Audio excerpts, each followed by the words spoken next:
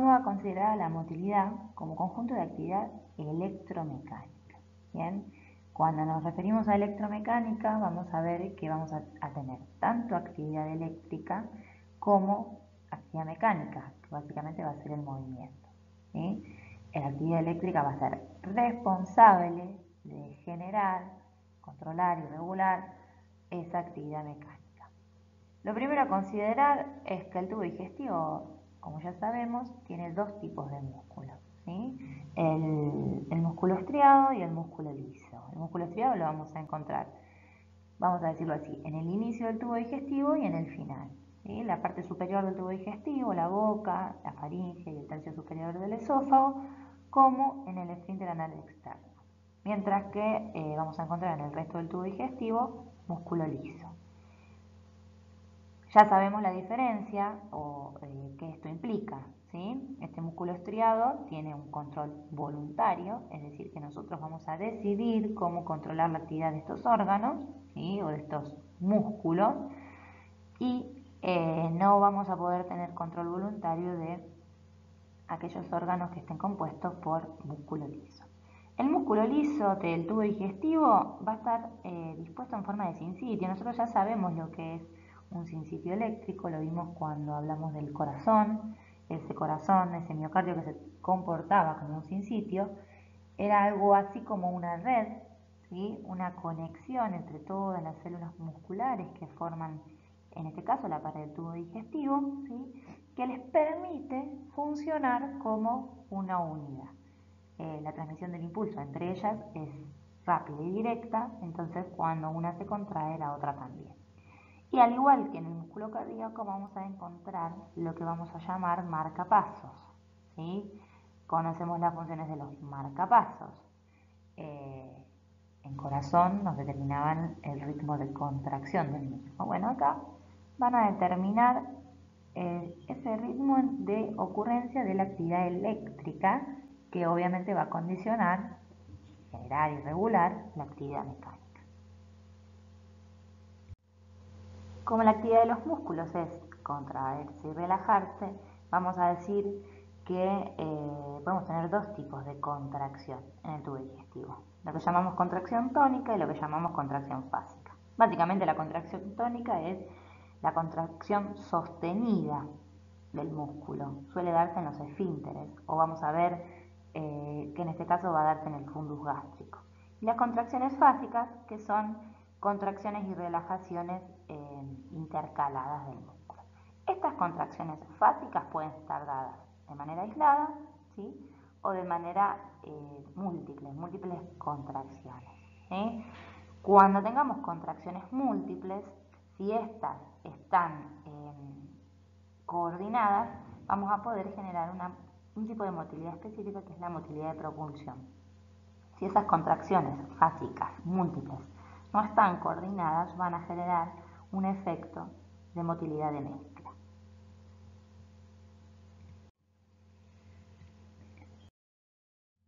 Vemos entonces que la motilidad de tipo mezcla tiende a favorecer el contacto entre el contenido del tubo digestivo, entre los distintos alimentos y nutrientes, y las secreciones de este tubo digestivo. Entre esas secreciones vamos a tener las enzimas digestivas. Es decir, que si toman mayor contacto los nutrientes con las enzimas, la digestión se va a poder dar de una manera más eficiente. ¿Cuál va a ser el mecanismo de acción de esta motilidad de mezcla? Bueno, la contracción, dijimos, de contracciones múltiples, de manera no coordinada, contracciones y relajaciones, principalmente de la capa muscular circular, ¿sí? La contracción de estos anillos y las sucesivas relajaciones permiten que el contenido vaya y venga en forma de vaivén y empieza a tomar contacto con las distintas secreciones. Objetivo, además del contacto íntimo entre las secreciones y los nutrientes, es que las partículas de los alimentos disminuyan su tamaño, sean más pequeñas, ¿sí? Entonces colaboramos con una digestión mecánica. La motilidad de mezcla colabora con la digestión de tipo mecánica de los alimentos. ¿Dónde se va a localizar esta motilidad de mezcla? Bueno, vamos a ver que la boca va a tener motilidad de mezcla, el estómago y el intestino delgado y colon. ¿Bien?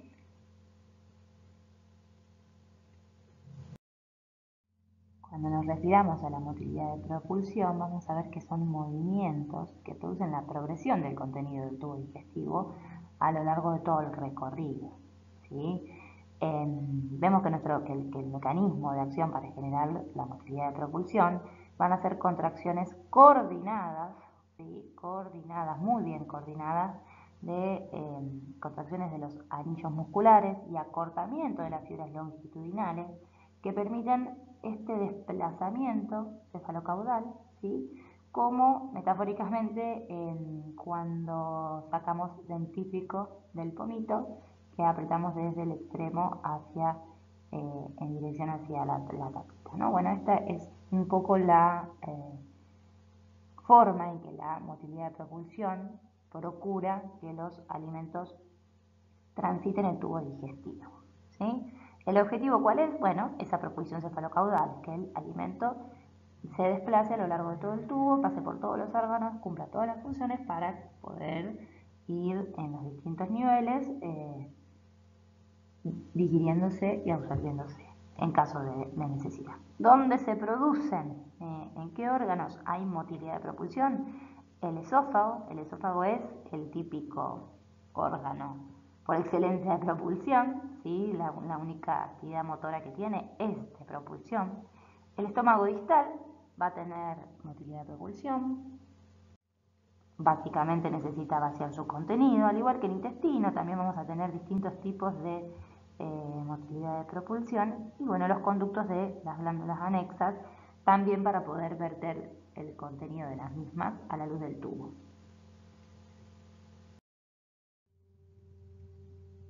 Vimos entonces en la parte introductoria que las actividades del tubo digestivo, como todos los órganos del organismo en fisiología, están controladas por el sistema nervioso y por las hormonas, ¿sí? Por el sistema endocrino.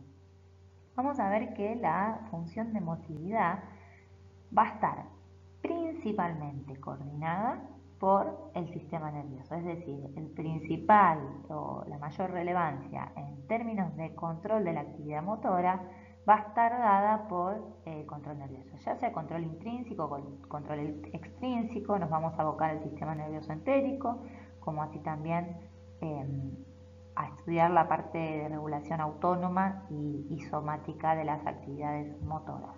Vamos a mencionar algunas hormonas, algunas enterohormonas que participan en la regulación de la función motora, pero la principal vía de regular este tipo de actividad es la vía nerviosa. Abocándonos entonces a la regulación nerviosa de las funciones motoras del tubo digestivo, nos vamos a encontrar con el sistema nervioso entérico. El sistema nervioso entérico formaba parte del sistema nervioso autónomo, se localiza en la pared del tubo digestivo, desde la parte inferior del esófago hasta el ano, y va a permitir el control local de distintas funciones gastrointestinales, como la motilidad, de lo que nos vamos a encargar hoy, los mecanismos de secreción, de absorción, regular el flujo sanguíneo y algunos mecanismos de inmunidad. ¿Cómo está compuesto este sistema nervioso entérico? En principio nos encontramos con dos plexos, ¿sí? Dos conjuntos, dos redes neuronales ubicadas en la pared del tubo digestivo. Primer plexo ubicado en la capa submucosa, por eso lo llamamos plexo submucoso o de Meissner, y nuestro segundo plexo ubicado entre las dos capas musculares, circular interna y longitudinal externa, y lo llamamos plexo mientérico o de Auerbach. Este plexo submucoso se va a encargar de regular la función de la pared interna del tubo digestivo, integra algunas señales sensitivas que recoge el epitelio, va a permitir regular el flujo, ¿sí?, a esta zona de la pared y por lo tanto regula la secreción local, mecanismos de absorción y, por ejemplo, la contracción de la muscular de la mucosa. Mientras que el plexo mientérico se va a encargar de la regulación local de la función motora del tubo digestivo, va a poder aumentar la frecuencia con la que se producen las contracciones, la intensidad, la contracción tónica, ¿sí?, aumentando el peristaltismo y demás funciones motoras.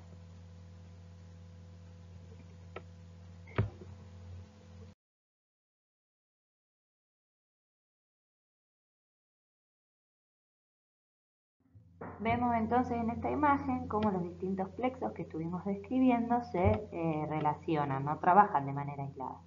Nuestro plexo submucoso, nuestro plexo mientérico, la luz del tubo digestivo acá, algunos receptores recogiendo información, quimioreceptores, mecanorreceptores, que llevan la información a los plexos para que estos puedan elaborar una respuesta local. En esta elaboración de una respuesta, muchas veces puede intervenir una regulación extrínseca, ¿sí? Ya sea dada por el sistema nervioso autónomo, simpático o parasimpático, o por niveles superiores del sistema nervioso central, generando una respuesta ya sea de secreción, de motilidad, de acuerdo a las funciones que estemos regulando. Vemos entonces cómo globalmente la regulación por parte del sistema nervioso autónomo va a incluir a esta regulación intrínseca dada por el sistema nervioso entérico, van a regular reflejos cortos y esto es cuando los componentes, los estímulos y la respuesta se ejecutan todos en la misma pared del tubo digestivo, en el sistema nervioso entérico. Ahora, estas funciones locales también pueden tener una regulación extrínseca, ¿sí?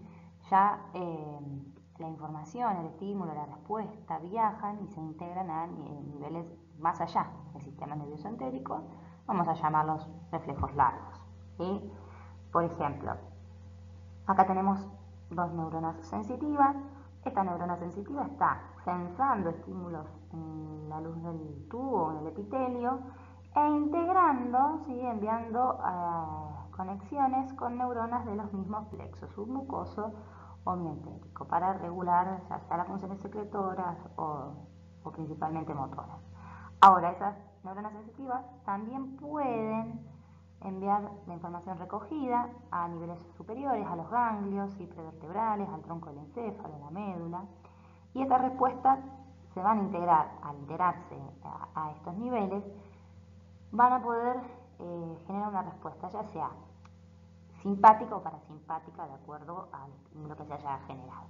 Bien, ya vamos a ir viendo en cada instancia a qué se debe.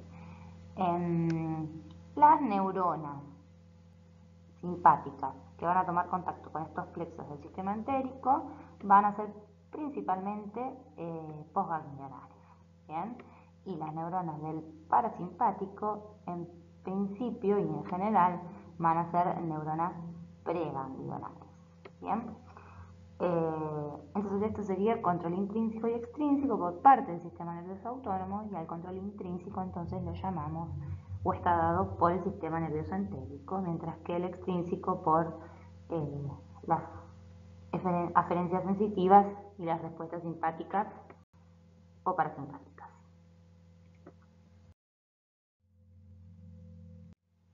Deteniéndonos un poquito entonces, es la primera fase de la regulación de las funciones, va a ser recoger un estímulo, ¿sí? Entonces las neuronas sensitivas, cuyo soma puede estar ubicado en el sistema nervioso entérico, es decir, en alguno de los plexos, o por ejemplo en ganglios anexos a la raíz dorsal de algunos nervios,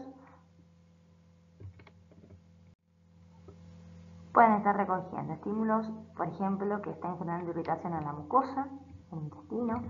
Puede haber mecanorreceptores que estén sensando distensión excesiva de esa pared del tubo, de esa pared del intestino, del estómago. Puede haber quimioreceptores que estén sensando presencia de sustancias químicas. Es decir, cualquiera de los estímulos que se esté sensando por neuronas sensitivas va a enviar información de manera aferente e integrarla a distintos niveles. De acuerdo entonces al estímulo recogido, el sistema nervioso autónomo va a poder dar distintas respuestas. La respuesta brindada puede estar dada por el sistema nervioso parasimpático. Nosotros ya conocemos al sistema nervioso parasimpático cuando hablamos de regulación de funciones, por ejemplo, del pulmón, del corazón. Sabemos que el sistema nervioso parasimpático tiene un origen craneal y sacro. El principal representante del sistema nervioso parasimpático es el nervio vago, que en este caso vemos que está inervando al esófago, al estómago, al páncreas, al intestino, para regular sus funciones. Y los nervios pelvianos a nivel sacro van a regular el cono sigmoides, el recto y el ano.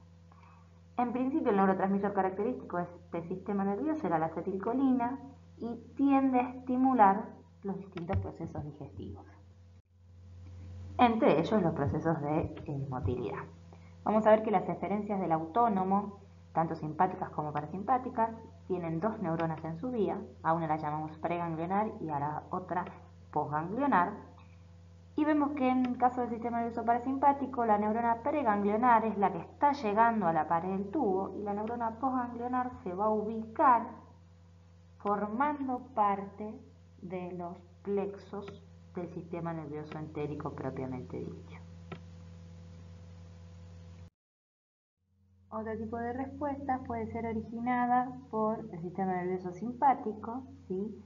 Su origen a nivel de la médula es a nivel toracolumbar, ¿sí? Desde T5 a L2 surgen los nervios simpáticos que van a hacer sinapsis en neuronas, su neurona postganglionar, que puede estar ubicada en los ganglios paravertebrales o prevertebrales. Bien, entonces las fibras que se dirigen a inervar directamente el tubo digestivo van a ser correspondientes a neuronas postganglionares. Bien, el neurotransmisor característico del sistema nervioso simpático ya lo conocemos, es la noradrenalina, y en relación a las funciones digestivas, este sistema tiende a inhibir las funciones digestivas. ¿Sí? Tanto la actividad del músculo no tiene influencia sobre la muscular de la mucosa y actúa sobre el sistema nervioso entérico para, digamos, poder regular también sus funciones. Vemos entonces cómo la regulación intrínseca y extrínseca se relacionan. Vemos entonces en la imagen cómo esta regulación extrínseca y estos estímulos y respuestas pueden integrarse a distintos niveles. Vemos cómo, por ejemplo, esta aferencia lleva un estímulo para integrar en el ganglio, esta otra aferencia recoge información y lleva el estímulo a la médula, o esta otra al tronco del encéfalo, al hipotálamo y, por qué no, puede llegar a una regulación cortical, ya incluyendo el sistema nervioso somático de manera de generar un control voluntario. De acuerdo a la complejidad entonces de los distintos reflejos a nivel motor, vamos a poder integrarlos a nivel del sistema nervioso entérico, en la propia pared, por ejemplo el reflejo peristáltico, a nivel de los ganglios, y esto se va a dar en general cuando las funciones de distintos órganos tengan que coordinarse, por ejemplo en el reflejo enterogástrico. Lo que ocurre a nivel intestinal determina lo que ocurre a nivel del estómago, es decir, cuando el intestino está trabajando, secretando, absorbiendo, va a frenar el vaciamiento gástrico. En el reflejo gastrocólico, cuando el estómago comience a recibir el bolo alimenticio, va a estimular la motilidad del colon para generar la evacuación. Y por ejemplo, al integrarse reflejos a nivel del sistema nervioso central, puede llegar a generarse un control voluntario, como por ejemplo en los reflejos de la masticación, de la deglución y de la defecación. Dijimos que la regulación de las funciones del tubo digestivo puede darse a nivel nervioso y a nivel hormonal. La principal regulación motora se da a nivel nervioso, pero recordemos o empecemos a ver cuáles son las posibles sustancias que pueden actuar regulando funciones gastrointestinales y vamos a detenernos en las que participan en la regulación motora. Tratando de resaltar entonces la regulación de las funciones motoras más importantes de manera hormonal, tenemos a la gastrina, que se va a encargar de regular la contracción tónica del esfínter esofágico inferior. ¿Sí? Nosotros sabemos que el esfínter esofágico inferior separa al esófago y el estómago. Vamos a ver cuando veamos secreciones que la gastrina es uno de los principales estímulos para la liberación de ácido clorhídrico y que por cuestiones lógicas está bueno que la gastrina aumente el tono de ese esfínter esofágico inferior, que lo mantenga contraído, porque al mismo tiempo se va a estar secretando ácido clorhídrico el estómago va a estar funcionando y el esófago no está preparado para recibir los contenidos secretados por el estómago. La colecistoquinina, por ejemplo, en relación a sus funciones motoras, puede regular la función del vaciamiento gástrico retrasándolo, ¿sí? Si es que el intestino todavía tiene trabajo para realizar, y también va a estimular la secreción biliar, ¿sí? El movimiento de los conductos biliares para que el contenido llegue al duodeno. La secretina va a actuar inhibiendo la actividad motora de casi todo el tubo digestivo. El péptido inhibidor gástrico, ¿sí? Como su nombre lo dice, retrasa levemente la función gástrica. Vamos a ver después qué otras funciones tiene cada una de estas hormonas. La motilina, una de las hormonas más importantes porque en relación a la regulación de las funciones motoras, estimula el peristaltismo, ¿sí? Estimula la motilidad intestinal, y vamos a ver que está presente principalmente durante el ayuno, colaborando con un programa motor que vamos a estudiar, que es el complejo motor migrante. Entonces, la hormona que participa en la regulación del complejo motor migrante, estimulando la motilidad intestinal, es la motilina. Y la somatostatina, como ya conocemos, que tiene efecto inhibidor por excelencia. Considerando entonces que gran parte del músculo que forma parte de la pared del tubo digestivo es de tipo músculo liso, vamos a estudiar particularmente la actividad eléctrica que se genera en este músculo liso para regular la función motora. Esta actividad eléctrica es lenta, pero es continua. Es decir, que de manera constante y automática vamos a tener actividad eléctrica en el músculo liso. La actividad eléctrica de este músculo gastrointestinal liso va a estar caracterizada por las ondas lentas. Bien, las ondas lentas se van a dar de manera continua, son movimientos de variaciones en el potencial de membrana que no generan una respuesta mecánica y se dan en el reposo. Sobre estas ondas lentas van a poder generarse potenciales en aguja o espigas o potenciales de acción, ¿sí? O lo que llamamos despolarización. Algunos estímulos para generar estas agujas van a ser, por ejemplo, el estímulo parasimpático, la acetilcolina, algunas hormonas, ¿sí? La distensión de la pared del tubo. Pero esta actividad eléctrica también va a estar bajo un tono inhibitorio que puede llegar a darse por el sistema nervioso simpático, por ejemplo, ¿sí? O algunas hormonas que lo que hacen es hiperpolarizar a las células del músculo liso intestinal. Vamos a detenernos entonces e intentar comprender algo que llamamos ondas lentas, ¿sí? En relación a la actividad eléctrica del músculo liso gastrointestinal, vamos a tener presencia de ondas lentas, ¿sí? Que son cambios, valga la redundancia, lentos y continuos, es decir, no se detienen, del potencial de membrana de la célula, en principio en reposo. No son potenciales de acción, es decir, no hay actividad mecánica cuando tenemos estas ondas lentas, sino que significa que la célula en reposo no va a tener un potencial de membrana constante, sino que va a sufrir variaciones, ¿sí? Aumentos y disminuciones de este potencial de membrana a lo que llamamos ondas lentas. En este caso vamos a encontrar que el potencial de membrana en reposo de las células del músculo liso gastrointestinal se encuentra alrededor de los menos 70 milivoltios, ¿sí? Pero también encontramos un valor de umbral eléctrico a partir del cual se va a generar esta actividad eléctrica continua de ondas lentas, ¿sí? Entonces, estas ondas lentas, bueno, tienen una amplitud entre 5 y 15 milivoltios. Veamos que, vamos a ver que de acuerdo a la bibliografía, pero este potencial eléctrico, este umbral eléctrico puede ubicarse entre menos 60, menos 55, y esta onda lenta puede llegar hasta menos 40 o menos 35, de acuerdo a la bibliografía, pero esa amplitud de onda va entre 15 y 5 o 15 milivoltios. Estas ondas lentas también van a darse con frecuencias características, ¿sí? Esta frecuencia en el tubo digestivo puede ir entre 3 y 12 por minuto, ¿sí? En el estómago vamos a encontrar un promedio de 3 por minuto, en duodeno alrededor de 12 por minuto y, por ejemplo, en ilion entre 8 y 9 por minuto.